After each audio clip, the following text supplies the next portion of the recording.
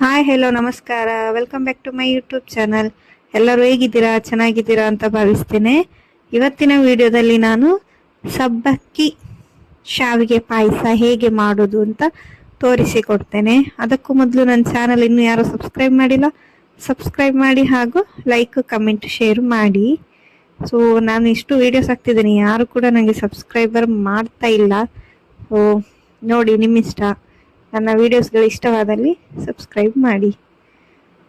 So ಬನ್ನಿ ನೋಡೋ ವಿಡಿಯೋನ ಸ್ಟಾರ್ಟ್ ಮಾಡುವ, ಹೇಗೆ ಪಾಯಸ ಮಾಡೋದು ಅಂತ. ಮೊದಲಿಗೆ ನಾನಿಲ್ಲಿ ಬೆಲ್ಲ, ಅಚ್ಚು ಬೆಲ್ಲ ಇರ್ತದಲ್ವ, ಅದನ್ನು ತಗೊಂಡಿದ್ದೇನೆ. ನಾನು ಒಂದು ಫುಲ್ ಅಚ್ಚು ಬೆಲ್ಲ ಏನಿದೆ ಒಂದು ಅದನ್ನು ತಗೊಂಡಿದ್ದೇನೆ. ತಗೊಂಡು ಸಣ್ಣಾಗಿ ಹುಡಿ ಮಾಡಿಕೊಂಡಿದ್ದೇನೆ. ಹುಡಿ ಮಾಡ್ಕೊಂಡಿರುವಂತಹ ಅಚ್ಚು ಬೆಲ್ಲವನ್ನು ಇವಾಗ ಒಂದು ಪಾತ್ರೆಗೆ ಹಾಕಿ ಒಂದು ಸ್ವಲ್ಪ ನೀರು ಹಾಕಿ ಅದನ್ನು ಚೆನ್ನಾಗಿ ಬೇಯಿಸ್ಕೊಂಡು ಅದನ್ನು ಕರಗಿಸ್ಕೊಂಡು ನಂತರ ಅದನ್ನು ಸೋಸ್ಕೋಬೇಕು. ಇಲ್ಲಾಂದರೆ ಅದರಲ್ಲಿ ಕಲ್ಲು ಇಲ್ಲ ಏನಾದರೂ ಕಸದ ಕಡ್ಡಿ ಇಂಥದ್ದೆಲ್ಲ ಸಿಗ್ತದೆ ಬೆಲ್ಲದಲ್ಲಿ. ಹಾಗಾಗಿ ಅದನ್ನು ನೀರು ಹಾಕಿ ಕರಗಿಸ್ಕೊಳ್ಳುವ. ನೆಕ್ಸ್ಟ್ ಇನ್ನೊಂದು ಪಾತ್ರೆಯಲ್ಲಿ ನಾನು ಶಾವಿಗೆ ಮತ್ತು ಸಬ್ಬಕ್ಕಿ, ಶಾವಿಗೆ ಒಂದು 1/4 ಪ್ಯಾಕೆಟ್, ಸಬ್ಬಕ್ಕಿ ಒಂದು ಕಪ್ ಆಗುವಷ್ಟು ತಗೊಂಡಿದ್ದೀನಿ. ಸೊ ಅದೆರಡನ್ನು ನೀರು ಹಾಕಿ ಚೆನ್ನಾಗಿ ಬೇಯಿಸ್ಕೋಬೇಕು. ಅವೆರಡು ಕೂಡ ಚೆನ್ನಾಗಿ ಬೇಯೋವರೆಗೂ ಬಿಡಬೇಕು. ಸೊ ಈ ಕಡೆ ಇನ್ನೊಂದು ಕಡೆ ಬೆಲ್ಲ ನೀರು ಹಾಕಿ ಬೇಯಲಿಕ್ಕೆ ಇಟ್ಟಿದೆ. ಸೊ ಅದು ಕುದ್ದಿದ್ದಿದೆ. ಈಗ ಅದನ್ನು ಗ್ಯಾಸ್ ಆಫ್ ಮಾಡಿ ಸೋಸ್ಕೊಳ್ತೇನೆ. ಅದರಲ್ಲಿ ಏನಾದರೂ ಒಂಥರ ಮರಳು ಥರ ಸಿಗ್ತದೆ. ಸೊ ಮರಳು ಏನಾದರೂ ಇದ್ದರೆ ಇದು ಮಾಡಲಿಕ್ಕೆ ಅದನ್ನು ಸಾಣಿಸ್ಕೊಳ್ತಾ ಇದ್ದೇನೆ. ನಂತರ ಇದನ್ನು ಬೆಲ್ಲದ ನೀರನ್ನು ಇವಾಗ ಅದನ್ನು ಜಲ್ದಿ ಹಿಡ್ದಾಯಿತು. ಈಗ ಬೆಲ್ಲದ ನೀರನ್ನು ಏನು ಮಾಡುವ ಅಂದರೆ, ಶಾವಿಗೆ ಮತ್ತು ಸಬ್ಬಕ್ಕಿ ಬೇಯ್ತಾ ಇದೆ, ಅದಕ್ಕೆ ಆ್ಯಡ್ ಮಾಡ್ಕೊಳ್ಳುವ. ಸೊ ಹಾಗಾಗಿ ಈಗ ಆ್ಯಡ್ ಮಾಡಿಕೊಂಡ್ರೆ ಸ್ವಲ್ಪ ಬೆಲ್ಲದೊಟ್ಟಿಗೆ ಇದಾಗುತ್ತೆ. ಹಾಗಾಗಿ ಶಾವಿಗೆ ಮತ್ತು ಸಬ್ಬಕ್ಕಿಗೆ ಏನಿದೆ ಈ ಬೆಲ್ಲದ ನೀರು ಹಾಕಿ ಅದನ್ನು ಚೆನ್ನಾಗಿ ಬೇಯಿಸ್ಕೊಳ್ಬೇಕು. ಫುಲ್ ಹಾಕ್ಬೇಕು ಅದನ್ನು. ನಾನು ಹಾಫ್ ಹಾಕಿ ಇನ್ನೊಂದು ಸ್ವಲ್ಪ ಹೊತ್ತು ಬಿಟ್ಟು ಹಾಕ್ತಿದ್ದೀನಿ. ಎರಡು ಕೂಡ ಚೆನ್ನಾಗಿ ಬೇಯಬೇಕು. ಬೇಯೋವರೆಗೂ ಹಾಗೆ ಕೈ ಆಡಿಸ್ತಾ ಇರುವ, ಇಲ್ಲಾಂದರೆ ಒಂದು ಸ್ವಲ್ಪ ಗಟ್ಟಿ ಆಗ್ತದೆ. ಸಬ್ಬಕ್ಕಿ ಹಾಕಿದ್ರಿಂದ ಸ್ವಲ್ಪ ಗಟ್ಟಿ ಆಗ್ತದೆ. ಹಾಗಾಗಿ ಒಂದು ಸ್ವಲ್ಪ ಅದನ್ನು ತಿರುಗಿಸ್ತಾ ಇರಬೇಕು. ನಂತರ ಇನ್ನೊಂದು ಕಡೆಯಲ್ಲಿ ನಾನು 1/2 ಲೀಟರ್ ಹಾಲನ್ನು ತೆಗೆದುಕೊಂಡು ಬಿಸಿ ಮಾಡಲಿಕ್ಕೆ ಇಟ್ಟಿದ್ದೇನೆ. ಇದೆಲ್ಲ ಆದಮೇಲೆ ಎರಡನ್ನು ಮಿಕ್ಸ್ ಮಾಡ್ಕೋಬೇಕು.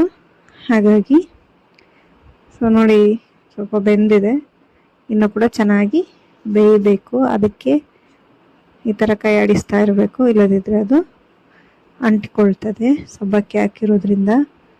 ಸೊ ನೋಡ್ಬೋದು, ಈಗ ಆಲ್ಮೋಸ್ಟ್ ಬೇಯ್ತಾ ಬಂತು, ಇನ್ನೊಂದು ಸ್ವಲ್ಪ ಇದೆ ಬೇಯಲಿಕ್ಕೆ. ಸೊ ಇನ್ನೊಂದು ಕಡೆಯಿಂದ ಹಾಲು ಕೂಡ ಬಿಸಿ ಆಗ್ತಾ ಇದೆ. ಸೊ ಈಗ ನೋಡ್ಬೋದು, ಇದು ಬೆಂದಿದೆ. ಯಾವುದು ಸಬ್ಬಕ್ಕಿ ಮತ್ತು ಶಾವಿಗೆ ಏನು ಬೆಂದಿದೆ, ಅದು ಗಟ್ಟಿ ಆಗಬಾರ್ದಂತ ನಾನು 1-2 ಸ್ಪೂನು ತುಪ್ಪ ಹಾಕ್ಕೊಳ್ತಿದ್ದೇನೆ. ಇಲ್ಲಾಂದರೆ ಅದು ಸಬ್ಬಕ್ಕಿ ಮತ್ತು ಶಾವಿಗೆ ಒಟ್ಟಿಗೆ ಹಾಕಿರೋದ್ರಿಂದ ಸ್ವಲ್ಪ ಅಂಟು ಬರ್ತದೆ. ಅದಕ್ಕೆ ಆ ಥರ ಅಂಟು ಬರೋದು ಅನ್ನೋದಕ್ಕೆ ಸ್ವಲ್ಪ ತುಪ್ಪ ಇಲ್ಲಾಂದರೆ ಎಣ್ಣೆ ಯಾವುದಾದ್ರೂ ಆ್ಯಡ್ ಮಾಡ್ಬೋದು. ತುಪ್ಪನೇ ಹಾಕ್ಬೇಕಂತ ಏನಿಲ್ಲ, ಬಟ್ ತುಪ್ಪ ಹಾಕಿದರೆ ಟೇಸ್ಟ್ ಚೆನ್ನಾಗಿರುತ್ತೆ ಅಂತ ಅಷ್ಟೇ. ಸೊ ನಿಮ್ಮ ಮನೇಲಿ ಯಾವುದು ಅವೈಲೇಬಲ್ ಇದೆ ಅದನ್ನು ಹಾಕಿ ಮಾಡ್ಬೋದು. ತುಪ್ಪ ಹಾಕಿದರೆ ಒಳ್ಳೆಯದು, ಶಾವಿಗೆ ಪಾಯಸ ಅಲ್ವಾ, ತುಪ್ಪ ಚೆನ್ನಾಗಿರುತ್ತೆ. ಸೊ ಈಗ ನಾನು ದ್ರಾಕ್ಷಿ ಮತ್ತು ಗೋಡಂಬಿ ಆಲ್ರೆಡಿ ಬೇಯಿಸಿ ಅಂದರೆ ಒಗ್ಗರಣೆ ಕೊಟ್ಕೊಂಡು ಇಟ್ಕೊಂಡಿದ್ದೆ, ದ್ರಾಕ್ಷಿ ಮತ್ತು ಗೋಡಂಬಿನ. ಸೊ ಅದನ್ನೆರಡನ್ನು ಹಾಕಿ ಚೆನ್ನಾಗಿ ಮಿಕ್ಸ್ ಮಾಡ್ಕೊಳ್ತಿದ್ದೇನೆ. ಇದೆಲ್ಲ ಮಿಕ್ಸ್ ಮಾಡಿಕೊಂಡೆ ಆದಮೇಲೆ ನೆಕ್ಸ್ಟ್ ಕಾಯಿಸಿಟ್ಕೊಂಡಿರುವಂತಹ ಹಾಲನ್ನು ಹಾಕ್ತಾ ಇದ್ದೇನೆ. ಸ್ವಲ್ಪ ಹಾಲು ತಣ್ಣಗಾದರೆ ಒಳ್ಳೆಯದು, ಯಾಕೆಂದರೆ ನಾನು ಇಲ್ಲಿ ಬೆಲ್ಲ ಹಾಕಿದ್ದೇನೆ. ಸಕ್ಕರೆ ಹಾಕಿದವರು ಡೈರೆಕ್ಟಾಗಿ ಹಾಲು ಹಾಕಿ ಕುದಿಸ್ಬೋದು, ನೋ ಪ್ರಾಬ್ಲಮ್, ಇಲ್ಲಾಂದರೆ ಏನಾಗೋದಿಲ್ಲ. ಬಟ್ ಬೆಲ್ಲ ಹಾಕುವಾಗ ಸ್ವಲ್ಪ ಹಾಲು ತಣ್ಣಗೆ ಮಾಡಿ ಹಾಕಬೇಕು, ಇಲ್ಲಾಂದರೆ ಒಡಿತದೆ ಬೆಲ್ಲ ಮತ್ತು ಹಾಲು ಒಟ್ಟಿಗೆ ಹಾಕಿದರೆ ಒಡಿತದೆ. ಸೊ ಇಲ್ಲಿ ನಾನು ಸ್ವಲ್ಪ ತಣ್ಣಗೆ ಮಾಡಿ ಹಾಕಿರೋದ್ರಿಂದ ಏನಿಲ್ಲಿ ಒಡೆದಿಲ್ಲ, ಹಾಗೇನಿದೆ ಆ್ಯಸ್ ಯೂಶ್ವಲ್. ಸೊ ನೋಡ್ತಾ ಇರ್ಬೋದು ಚೆನ್ನಾಗಿ ಬಂದಿದೆ ಪಾಯಸ. ಸೊ ಈ ಥರ ಮಾಡಿದರೆ ಸಾಕು, ಚೆನ್ನಾಗಿರುತ್ತೆ ಈ ಪಾಯಸ, ತುಂಬ ಟೇಸ್ಟಿಯಾಗಿರುತ್ತೆ. ಸಬ್ಬಕ್ಕಿ ಮತ್ತು ಶಾವಿಗೆ ಪಾಯಸ ನೀವು ಮನೇಲಿ ಟ್ರೈ ಮಾಡಿ, ಹೇಗಿದೆ ಅಂತ ನನಗೆ ತಿಳಿಸಿ. ಹಾಗೂ ಇದೇ ಥರ ಇನ್ನೂ ವಿಡಿಯೋಗಳು ಬೇಕಾಗಿದ್ದಲ್ಲಿ ನನಗೆ ಕಮೆಂಟ್ ಮಾಡಿ ತಿಳಿಸಿ. ಬೇರೆ ಬೇರೆ ರೆಸಿಪಿ ಮಾಡಲಿಕ್ಕೆ ಟ್ರೈ ಮಾಡ್ತೇನೆ. ಬ್ಯುಸಿ ಶೆಡ್ಯೂಲಲ್ಲಿ ಕೂಡ ನಾನು ಮಾಡಿ ಹಾಕ್ತಿದ್ದೇನೆ. ಸೊ ಎಲ್ಲರೂ ನನಗೆ ಒಂದು ಸ್ವಲ್ಪ ಸಪೋರ್ಟ್ ಮಾಡಿ. ಹಾಗೂ ನನ್ನ ಚಾನಲ್ ಯಾರು ನೋಡಿ ಕೂಡ ಇನ್ನೂ ಸಬ್ಸ್ಕ್ರೈಬ್ ಮಾಡಿಲ್ಲ, ಸಬ್ಸ್ಕ್ರೈಬ್ ಮಾಡ್ಕೊಳ್ಳಿ ಅಂತ ಹೇಳ್ಕೊಳ್ತಿದ್ದೇನೆ. So thank you for watching.